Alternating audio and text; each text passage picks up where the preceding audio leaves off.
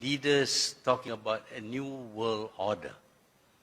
And for most of us, when somebody speaks about a new world order, we visualize a better world, a world where we live a much more prosperous life, free of oppression and the like. But actually, the idea of a new world order is not new. It is very old. Basically, it is about having a world government. We should abolish all states, all nations, all borders, but instead have only one world government.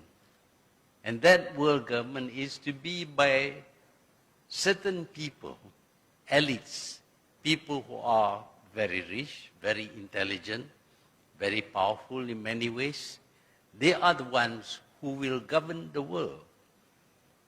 There was not much talk about democracy or choice of leaders. Instead, there was to be a government by these elites who will impose their rules on everyone in this world. And for those who are unwilling to submit to them, there will be punishment.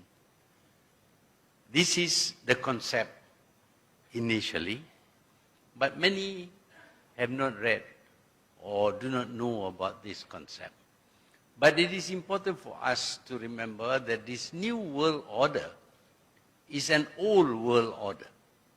It's something that was conceived more than 100 years ago. And yet it is being repeated by powerful politicians from powerful countries that it is new. We should be asking ourselves whether the people who originally conceived this idea has given up hope on achieving a world government. If we study carefully recent history, we will know that there are people who still wish to set up a world government where this government rules the whole nation, the whole world without regard for nations or states. There would be no borders. And when I say no borders, I'm quite sure you remember lots of talk about globalization and a borderless world. Globalization and a borderless world is an expression that relates to the concept of the New World Order as it was first conceived. We live in a world today that is dominated by the powerful, the mighty, the people with the guns, accepting that the guns now are much more sophisticated. We have reached a stage where certain people have arms which could wipe out the population of this world. The nuclear weapons have that capacity. And the nuclear weapons are in the hands of certain countries and certain people. Therefore, the world is frightened of them. And when the world is frightened of them, the world becomes submissive to them. And when the world submits to them, effectively, there is one government in this world. What we are seeing today happening in the Middle East, happening in many other countries, including in Malaysia, where interference is being made in the political process of this country, all these are in the interest of establishing the new world order. Now, would this bring peace to us?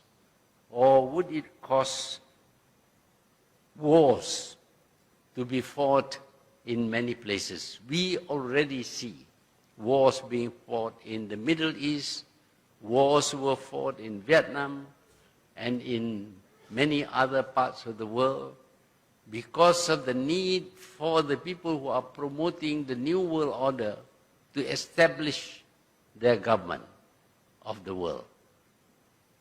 And not only wars, we see all kinds of subversion taking place, undermining our moral values to the extent that we become helpless, unable to do anything. And the peace that we will get from this is the peace of the graveyard, because the intention also is to reduce the number of people in this world. At the time when the New World Order was enunciated, the population of this world was only 3 billion. The intention was to reduce it to 1 billion. Now the population of the world is 7 billion.